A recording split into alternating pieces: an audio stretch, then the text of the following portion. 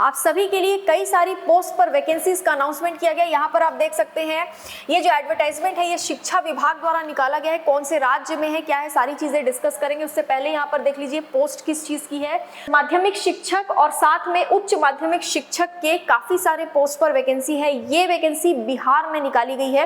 किस तरीके से आपकी नियुक्ति होगी, कितनी पोस्ट है, ये भी देख लेते हैं। तो यहाँ पर अगर आप देखोगे माध्यमिक शिक्षक के लिए 41 पोस्ट है और उच्च माध्यमिक शिक्षक की भी अगर हम बात करें, पहले माध्यमिक शिक्षक का देख लेते हैं। यहाँ पर सारा विवरण दिया हुआ है, ठीक है। अनारक्षित वर्ग यानी कि जनरल कैटेगरी के लिए पदों की संख्या 11 है। आर्थिक रूप से कमजोर वर्ग यानी ईडब्ल्यूएस कैटेगरी के लिए 4 है। अनुसूचित जाति के लिए 8 है। अनुसूचित जनजाति के लिए मात्र 1 पोस्ट है। अत्यंत पिछड़ा वर्ग के लिए 10 है और पिछड़ा वर्ग के लिए 7 है। टोटल 41 पोस्ट यहाँ पर हो जाती है। अब आगे देखते हैं और क्या दिया हुआ है। वेतनमान की बात करें तो लेवल 9 रहेगा। अब माध्यमिक शिक्षक के लिए जो एजुकेशनल क्वालिफिकेशन है या एलिजिबिलिटी क्राइटेरिया वो क्या है, देखिए भारत का नागरिक होना चाहिए, साथ ही केंद्र या बिहार सरकार द्वारा आयोजित करवाए गए शिक्षक पात्रता परीक्षा में वो पास हुआ हो यानी उत्तीर्ण हुआ हो, किसी भी मान्यता प्राप्त विश्वविद्यालय से कम 55% नंबर्स के साथ उसके पास ग्रेजुएशन की डिग्री हो, राष्ट्रीय अध्यापक शिक्षा परिषद अधिनियम लागू होने के पूर्व मान्यता प्राप्त शिक्षक प्रशिक्षण संस्थान से बीएड या फिर अधिनियम लागू होने के बाद राष्ट्रीय अध्यापक शिक्षा परिषद द्वारा मान्यता प्राप्त प्रशिक्षण संस्थान से बीएड की डिग्री उसके पास हो तो ही वो इंसान ये फॉर्म भर सकता है, ठीक है। अब आगे देख लेते हैं और क्या दिया हुआ है। अब बात आती है उच्च माध्यमिक शिक्षक के रिक्त 21 पदों के बारे में, ठीक है।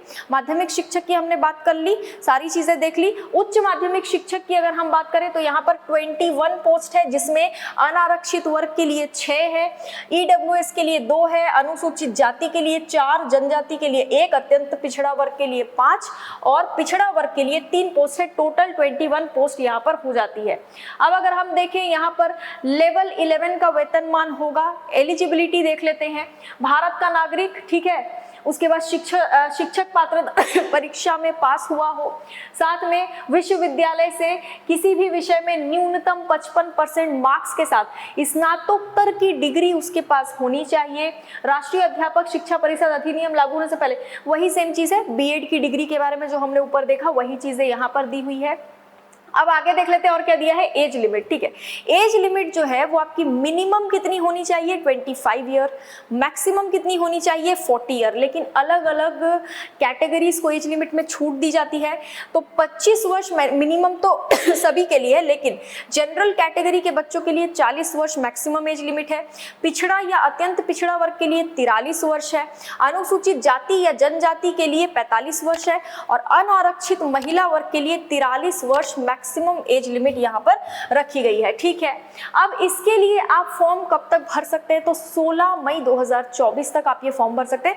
फॉर्म भरना शुरू हो चुके हैं, ठीक है। 16 मई से पहले आपको ये फॉर्म भर देना है। और देख लेते हैं यहाँ पर कुछ पॉइंट्स। देखिए चयन परीक्षा यानी आपका जो सिलेक्शन प्रोसेस है वो कैसा रहेगा, तो सबसे पहले प्रीलिम्स होगा। कुल प्रश्नों की संख्या 120 होगी और टाइम आपको 2 घंटे का दिया जाएगा प्रीलिम्स में। सभी क्वेश्चन एमसीक्यू बेस्ड होंगे।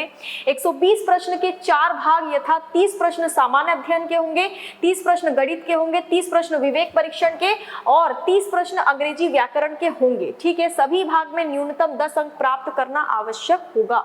अब मुख्य परीक्षा होगी, इसके बाद मुख्य परीक्षा 2 पालियों में कराई जाएगी। 2 पालियों में एक पाली अंतर्गत सामान्य अध्ययन के प्रश्न होंगे एवं दूसरी पाली में विद्यालय में स्वीकृत पद के विषय से संबंधित प्रश्न होंगे, ठीक है। अब आगे देख लेते हैं और क्या आपके लिए दिया हुआ है। उसके बाद आपका इंटरव्यू होगा जो 100 नंबर का करवाया जाएगा, ठीक है। आपका जो इंटरव्यू होगा वो 100 नंबर का करवाया जाएगा।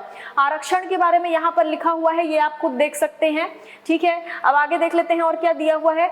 अच्छा, फीस के बारे में भी यहाँ कहीं पर दिया हुआ होगा, वो हम एक बार देख लेते हैं।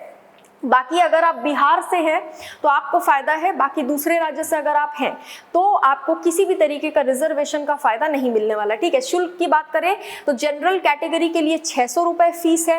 केवल बिहार राज्य के SC ST के लिए 150 रुपए फीस है और बिहार राज्य की स्थायी निवासी जितनी भी महिलाएं हैं, चाहे वो जनरल कैटेगरी से हो या ना हो, उन सभी के लिए भी 150 रुपए फॉर्म की फीस रखी गई है। ठीक है, बाकी सारी चीजें हमने डिस्कस कर ली है।